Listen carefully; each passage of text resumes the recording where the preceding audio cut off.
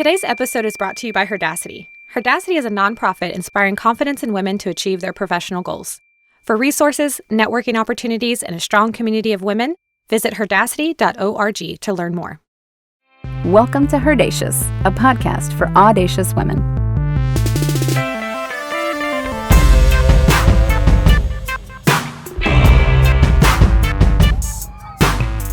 Welcome to HERdacious, the podcast for audacious women looking to make some career moves on their professional journeys, and HERdacious is one of the podcasts there to support you in that journey.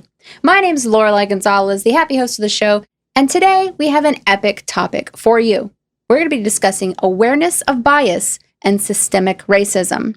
To lead this incredible conversation, I have a former Disney intern, the past president of the Austin chapter for the American Advertising Federation, and the chief diversity officer of Omnicom Advertising Collective, Kirya Francis.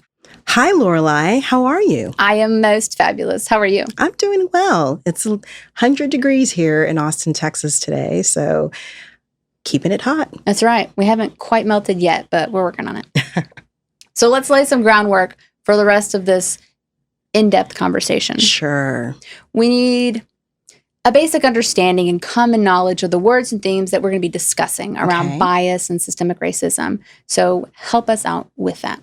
Yeah, I think it's really interesting because as we have gone into about a year and a half or so of social justice, people are at a point where they feel like they may know or they may not know. And so I think it's part of my job, and I know sometimes people say this is just the basics, that I bring comfort for those who are enlightened and enlighten those people who are a little bit comfortable. And so that's why it is so important to lay the groundwork. I first want to talk about actually the words diversity, equity, and inclusion, because a lot of people just see those as being synonymous, to be perfectly honest. Sure. DEI. Blah. Yeah, that's exactly right. So really, diversity means difference. And what I think is most fascinating is that people think of it as a non-white Hispanic person, maybe a female, maybe someone who's part of the LGBTQIA community. But really, it just means bringing a different perspective into the room, whether it is your ethnicity, whether it's your race, your gender, your sexual orientation. These are things that create differences. The next one is equity. And I think a lot of people only think about their houses. How much equity do I have in my house? And how does that even relate to what happens in the workplace? And I always tell people that it's about understanding people's needs and fulfilling them. It is about creating the right opportunities and meeting people where they are. And then, of course, the last one is inclusion. And I think a lot of people think that it means I have to like everybody. And the truth is, I shouldn't say this out loud, I don't like everybody. But that's not part of the gig. Right.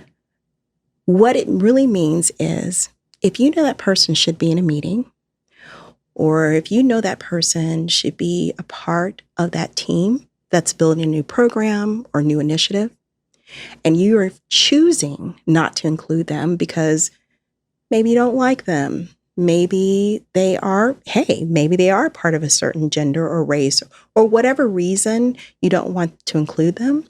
That is where inclusion comes into play. It's not about liking people. It's about creating an environment where they are valued for their talents. All right. Let's move on to bias. Sure. There are a few types. Yeah. There are a lot of types of bias out there. And the one thing I always want to let people know is that everybody's biased. Yeah. What happens where bias is damaging is when you are picking and choosing people based on attributes that they sometimes don't have control over. It's really interesting that I see that before, and of course I should say I'm a Gen Xer. I'll share my generation. So I started working in the workforce in the 90s. And when you saw salespeople, they were usually nice looking, thin, athletic. And there's nothing wrong with that because I think people should be healthy and take care of themselves and bring their best foot forward. What it really is saying for most of these situations is this salesperson is perfect. So therefore my product is perfect. There is what they call the beauty bias in saying that if you have people who look good, who endorse this particular product, then basically this product is also good. There's also what they call the halo effect and the horns effect. What it is just basically using something about that person to make a decision that has nothing to do with the talents and the merits that they bring to the table. Here's the big one. What is systemic racism? Yeah. So it's really interesting. I always say everyone comes to a point where they learn something a little new in life. And, growing up, to be perfectly honest, I envisioned racist or a racist person as being someone who was a member of the KKK or someone who was a white supremacist. And, Peggy McIntosh has this very, very short article about how racism really happens in moments, and it's not an entire person. When you look at racism as an act versus as a person, then I think people can understand what systemic and internalized and interpersonal racism actually is. Many people probably remember, hopefully, the Flint water crisis that happened a few years ago, where I think everybody was watching it and, President Obama drank the water and everyone was upset and all this other stuff. A lot of people don't know that they finally finished getting rid of all the lead pipes in November of last year. So all those shows that we saw of people drinking out water bottles and having, filtration systems and all that stuff in their homes, trying to counteract this lead that's in the water that unfortunately is very difficult to remove and not actually it's permanent in your system, lasted for several years. A lot of people, and when I say that, it's a lot of people talk about redlining and, maybe how monies are loaned out and things like that. But I use this example because I think most people remember the big topic and everybody was all about it. And then all of a sudden it went away. What a lot of people don't know is that Detroit, Michigan, in our minds is predominantly Black, but actually is predominantly white. It's about 70% white. Flint, however, has a much higher amount of Black people in their community. And so when they had to make a choice of where this water was going to go, they chose to send it to the Black community. So that is the reason where systemic racism comes in. And I always tell people, you make decisions that are best for your family. So if there's no one on the board or no one in sitting at the table, as we all like to talk about sitting at the table, if there's no one there representing those communities, those families, guess what? You're sending it over there because it's not going to affect your family and your community. I think that as things progress in the social justice realm, we're going to see more and more like, why did that happen? And the reason why it didn't happen is because they didn't create an inclusive environment where they brought in people who said, okay, we don't have anybody here from Flint and we're about to send water their way. Maybe we need to bring somebody in Flint so we can get a different perspective. And it doesn't happen. So that's institutionalized racism. And then interpersonal is what most people think when they think about racism, which is one-on-one. I call you a name. You might call me a name. I don't talk to you when you come into my neighborhood. I put a sign out of my business saying, I don't want you to patronize my business. All of that is interpersonal. Insert wedding cake here. Yes, exactly right. Yeah. Exactly right. All right. So how does systemic racism affect us as a society? The good, the bad, and the ugly? Because some people benefit from it. Absolutely. A good friend of mine said, racism is like the virus. And now that we all know what a virus and how it it pervades our society. We don't know when we catch it. We don't know sometimes when we give it. We don't know when we're in the presence of it, but it's always there. A great example that happens to a lot of people of color in the workplace is that when they hire someone from their community in the workplace, and there's not that many of that particular community. So, for example, where I worked, at one point, there wasn't that many Black people. So someone would come up to you and say, hey, did you hear they hired someone new in account leadership? And you're like, okay, great, And then 2 hours later, someone says, hey, did you hear they hired someone new in account leadership? The question I have here is, and I'm not saying it's racist. I just want to make sure people understand that. They would not have the need to tell me that someone new is in account leadership if that person was of a different community. So when I try to get people to understand racist behavior and that it's an act and that it is part of our whole ecosystem of life, it is about looking at your actions, because remember, it's an action, not a person, and saying, would my action be slightly different if this person were of a different community? On that note, how can racism affect women of color at work? As someone who is part of two marginalized communities, you have to not only navigate the Black community, you have to navigate the female identifying community, and then you have to navigate the community, whatever it is, at your company that holds the keys to the kingdom, if you will. And so what happens is comfort levels and assumptions and biases, all of that comes into play because most time people, if they don't have it in their personal life, they are very uncomfortable about it in their professional life. So me, as a Black woman, I have to navigate the Black world. I have to navigate the female world. And I also have to navigate the world of the folks who actually control what happens in that business. And so to be perfectly honest, the further you are away from the controlling group, the harder and the bigger hurdles you have in order to succeed. Help us clarify the difference between racism and bias. Because we've been having a lot of these social justice conversations for over a year now.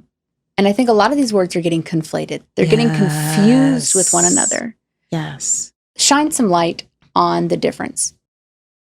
Bias is really more about not having a power dynamic involved. So I know that's going to be hard to separate for people. But going back to my initial example of salespeople being nice looking, attractive ones. Right. Yeah. And that being part of the overall product. pitch. Yes. Yeah. Yes. That person could be Asian.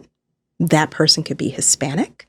That person could be Black. That person can be white. What they're trying to do is create an image that you would associate with the product that they're selling. Where racism comes in that same example is, I don't think that a person of maybe a Hispanic or a Black or a Native American background is the type of person that would bring value or I would want to associate with my product. That's where the difference lies. It is about, I am bringing a power dynamic and a race component that says that my race is better than yours. And it'll sell better. And it will sell better if I make sure that members of this race are associated with it versus members of maybe, in this case, a marginalized community. So the bias is, we don't want any fat people, and I want to say I'm curvy, so don't send me any notes.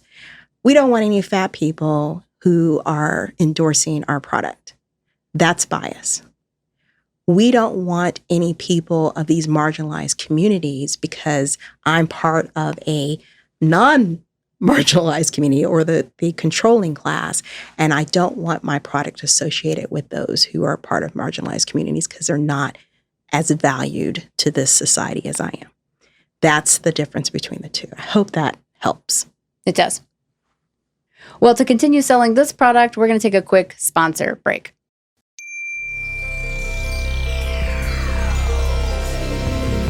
Hi, Barbie here from Moonray, husband and wife indie pop duo. If you enjoy the intro music, we invite you to listen to our debut EP, Honeymoon, streaming now on all platforms. Visit www.moonray-music.com for more.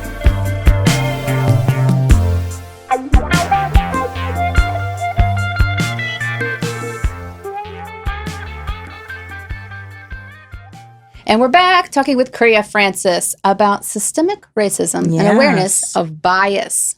Kirya, how do we know if we are acting out of bias? How can we catch ourselves? What can we do to see that in ourselves?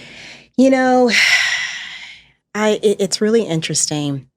Sometimes we don't even know, and that's why unconscious bias is what it's called. And sometimes we do know, and those are things that we can correct. Right.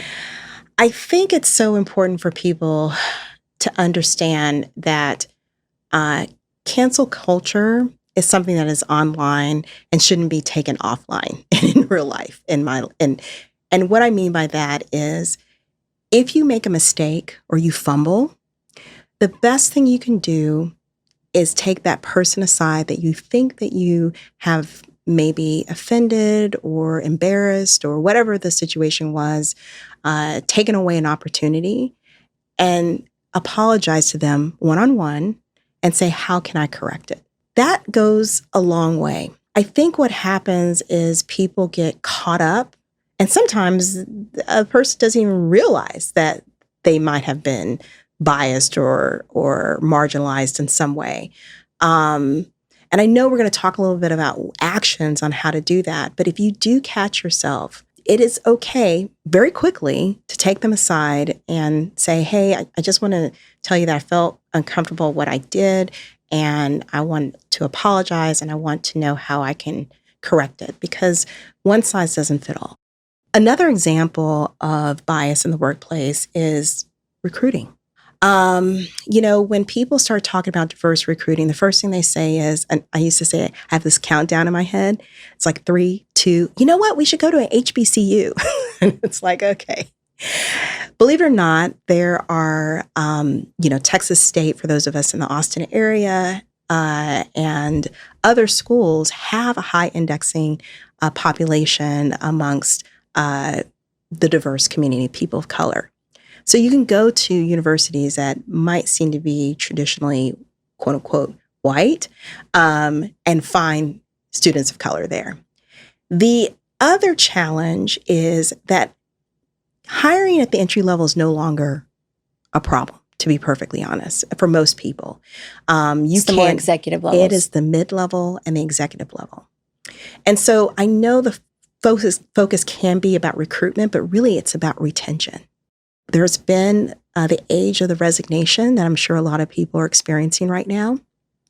And a lot of our employees of color are going to where they have leadership that's either a woman or another employee of color, because they feel like that's where they'll get the mentorship and the skills they need to succeed.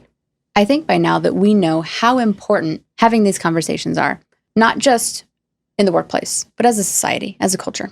We know it's difficult to have these conversations. Mm-hmm. Why are these conversations so difficult? I think one of the main reasons why these conversations are difficult is because people don't take the time to know another person for themselves as an individual. They don't take the time to say, I've got kids and you've got kids. Let's talk about that.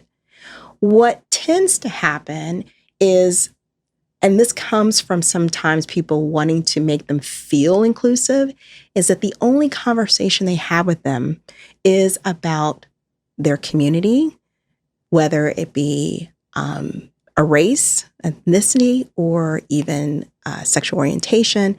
That's the only thing they want to talk about that person. And the person on the receiving end is thinking, oh my God, there's so much more to me than this one item. And so what happens is, if they have a bad experience and someone says, you know what, don't ask me that question, then people start becoming afraid. And what I tell people is you don't start off with a hard question. You start off with things you have in common. If you talk about what you focus on from an inclusive standpoint, before you focus on what is different about you, then that difference conversation can be so much easier. And then there's the afraid of the outcome. What do you mean? Well, it's really interesting. Like the outcome of the conversation? Well, no, I wish it was the outcome of the conversation. It's the outcome if there is a shift in power. Obviously, low performers should go no matter what color, what sexual orientation, what race, whatever, what female identifying, you should be gone if you're not bringing the best that you can to the position. But if you are, then you have every right to be there. You have every right to have a career path. You have every right to pay your mortgage and take care of your kids. That is the reason why I think a lot of people use microaggressions against diversity, equity, inclusion initiatives is because they don't want the dynamic or the power dynamic to change and see that person as being more valuable than them. To help us wrap this conversation, Sure. how can professional women be anti-racist? In a work situation, look around at your power dynamic and places that you have power. You can use that power to put other people who should be there in those spaces. So if you have a meeting and you feel that another person who's at your same level should be in that meeting as well, you could send them in as your proxy the next time and say, hey, I'm going to send them in my place. That's maybe the power you have. Or if you actually leave the meeting and you realize whoever put the meeting together, it doesn't look very inclusive, whatever that means, then you can go in and say, I'm going to go in and change the way this room looks because I have the power to do that. So those are anti-racism activities, which is taking the power you have and using it to dismantle whatever culture or system that's happening in your workplace. Excellent. Now, to help us lean into more of that power that we all have, give us some more avenues of discovery as we continue our professional growth. A brand that is making a lot of change in this topic, and it's Procter & Gamble. They have a website called Talk About Bias. And if you go to that website, it's very easy. At the very bottom, they update the watch, what to listen to, what to read constantly when it comes to this topic. So I say that's kind of your one-stop shop, if you will, if you want to learn more about it. That is probably a great one. And then another one is, I mentioned it before, which is Peggy McIntosh's White Privilege and Male Privilege. It is an easy read, and you can be able to, it's like a page and a half. So I know it's about unpacking the knapsack. And when I found out about it, I was like, oh, this is going to be a hard one. And it was a page and a half. So it's a really easy read. So if you have 15 minutes, you can definitely get that done. And Isabel Wilkerson cast. Actually, Oprah gave this to a lot of the CEOs a few years ago, and she talks about how the hierarchy within our country mimics that of the South Asian community and how we are all affected by that. Those are probably some good places to start. Wonderful. Thank you for that. You're welcome. Now to transition us to our Femme fact. No pressure. Okay. But what's your favorite all-time girl band, boy band? Oh, you know what? Look at me. I'm gonna be diverse and talk about it. A couple of different ones. My absolute favorite boy band is New Edition. But if I go to the pop side of it, it's going to be NSYNC. And if I go to this is going to be 80s. Menudo, but like the 80s Menudo, so that's my boy band. Girl bands, I have to say, probably In Vogue, and this is just going to tell people how old I am. I think that they just had great talent, and that was a good one. And then I like the Go-Go's. Okay. You know what? I don't have a Hispanic girl group, but I'll say Selena, if that's okay. That's okay. I loved her. Excellent. Yeah. Well, female vocal groups came largely to the music scene in the 40s and the 50s. Okay. With the rising popularity of women in rhythm and blues, Small groups of women singers collaborating as one entity became a lot easier of a pitch in the music industry. The first big girl groups like the Fontaine Sisters, the Chordettes, or the Shirelles were composed of folk, jazz, and blues singers who had the musical ability to harmonize well together. Now, the general makeup of gal groups back in the day consisted of like a lead vocalist with the other members harmonizing with her. This fresh girl power really resonated with music lovers internationally, and girl groups were constantly landing on the Billboard pop music charts in the 60s.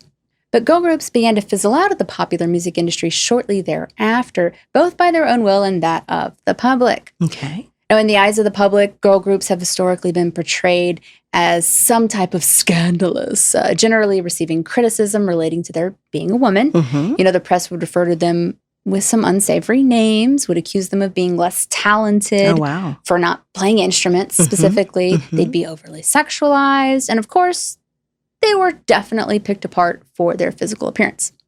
Now, despite some girl groups being short-lived, most of us are familiar with the big ones. And I'm talking like the Supremes, later named Diana Ross and the Supremes. They were the most successful American vocal group of all time, with 12 number one singles on the Billboard Hot 100 charts. Wow. Now, I know you've heard of TLC. Yes.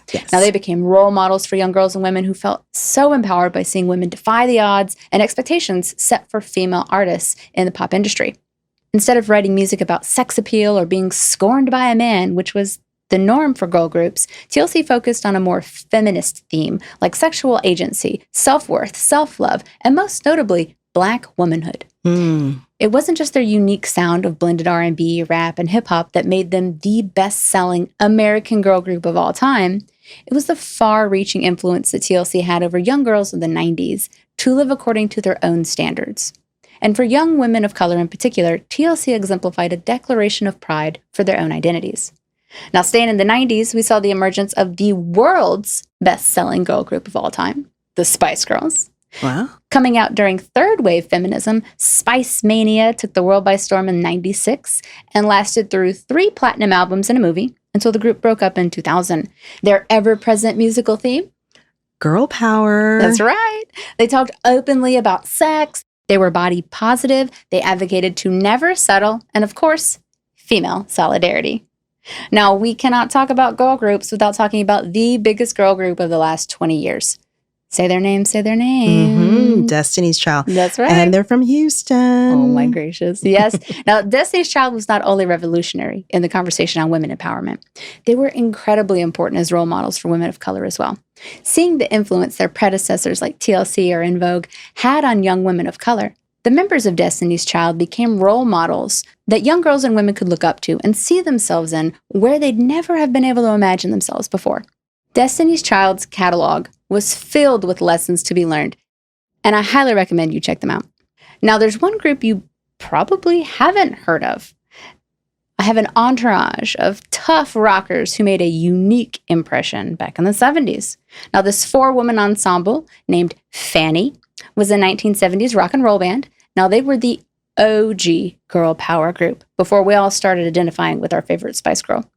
They were the first all-female rock band to produce an album on a major record label. Fanny broke from the traditional image set for girl bands by being one of the first groups whose members were all immigrant women of color, and they ditched the sex appeal expectation of gal groups at the time. Fanny chose their own performance apparel, which consisted of baggy ripped jeans and t-shirts, choosing comfort over sexualization. Now, their label constantly took issue with the image that Fanny was presenting to the world, since it was doing the exact opposite of attracting the male gaze. But Fanny didn't care, insisting that their music be their trademark, and it was. Unfortunately, being forced to fit inside all of those female rocker boxes was too much for them. They broke up after 7 years. Now, fun fact, they had a big fan in famous rock and roller David Bowie, who once said in a 1999 interview, "They were one of the finest fucking rock bands of their time. They are as important as anybody else who's ever been, ever. It just wasn't their time." Well, in 2018, 3 original members of Fanny got back together and started making music again, renaming the group Fanny Walked the Earth. Welcome back, ladies. Now, despite the rough treatment the girl groups have endured throughout the decades, we are glad that so many brave pioneers have paved the way for women and girls all over the world to break out of the molds that were made for them. And we're confident that there are more gals out there who will continue to redefine social norms through their music, like the Lindas. And if you hadn't heard their song, Racist, Sexist Boy, go check it out. We'll add a link in our show notes. Kirya, it has been an absolute pleasure. Thank you for having me. This has really been a true honor because I know HERdacity has been a great organization for a very long time. And seeing this podcast grow and be able to empower women is just a brilliant thing. So thank you for the hard work that you're putting into this. Oh, my gracious. Kirya, stop it. Now, if you want to check out more of the work that Kirya is doing, we will be sure to add her bio and contact information in the show notes, as well as all the amazing resources that she brought for this episode today. If you like this episode, please subscribe or follow this podcast. We would love to have your support. And do share with a friend. So this was HERdacious, and my name's Lorelei. Until next time, remember to keep saying no to all the scrubs out there, trying to sap your time and your energy and your self-worth. Their game is weak, and you, my friend, are strong.